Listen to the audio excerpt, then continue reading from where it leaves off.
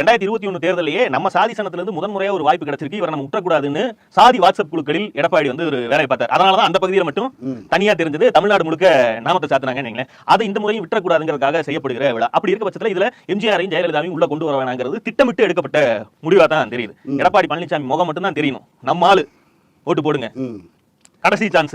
ஏன்னா வேற பல பேரும் கட்சி ஆரம்பிச்சு வந்துட்டானுங்க, இந்த வாட்டி விட்டோம்னா கவுத்தி புதைச்சிருவானுங்க, அதனால விட்டுறாதீங்கன்னு சொல்லுவதா அதனுடைய நோக்கம். அந்த பாயிண்டை செங்கோட்டையன் பிடித்து விட்டார். ஜெயலலிதா போட்டா இல்லாம அப்படி ஒரு விழாவில் என்னால் கலந்து கொள்ள முடியாது அப்படின்னு ஜெயக்குமார் வந்து இன்றைக்கு விளக்கம் கொடுத்திருக்காரு. அது அவங்களுடைய விழா, யாருடைய விழா உள்ளது, வேலுமணி திட்டமிட்ட விழா, கட்சிக்காரங்க தான் இருந்தாங்க. அது விழா பட்டு பயங்கரம். இன்னொன்னு அந்த ஏஏபி அந்த அத்திகிர அவினாசி அந்த திட்டமே வந்து நிறைவேற்றியது திமுக அரசு, முடித்திருக்கிறது திமுக அரசு. நியாயத்துக்காக விழா இருக்கணும்னா தமிழ்நாடு முதலமைச்சர் கூப்பிட்டு தான் செய்ய மாட்டாங்க.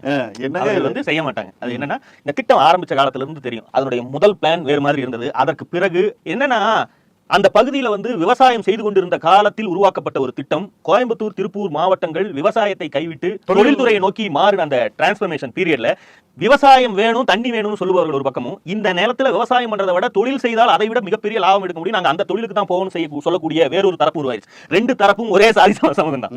இன்னொன்னு, இந்த திட்டத்துக்காக நீங்க நிலங்களை கையகப்படுத்தினீங்கன்னா பரந்தூர்லாம் என்ன பஞ்சாயத்து, அங்கெல்லாம் வேற லெவல்ல பஞ்சாயத்து கிளம்பும். ஏன்னா எல்லாம் கோடிக்கணக்கில் போகக்கூடிய லேண்ட், அந்த லேண்டை இந்த தண்ணி நாங்க விவசாயமே பண்ணல, நாங்க ஏன்டா லேண்ட் கொடுக்கணும், இது வந்து இதையும் கேட்பவர் வேற யாரும் இல்ல, அங்க இருப்பவர்களே தான். இப்படி இரண்டு தரப்பாக மோதிக்கொண்டுதான் இந்த திட்டத்தை முடிக்கவே முடியாம, இதுதான் மெயின் பிரச்சனை.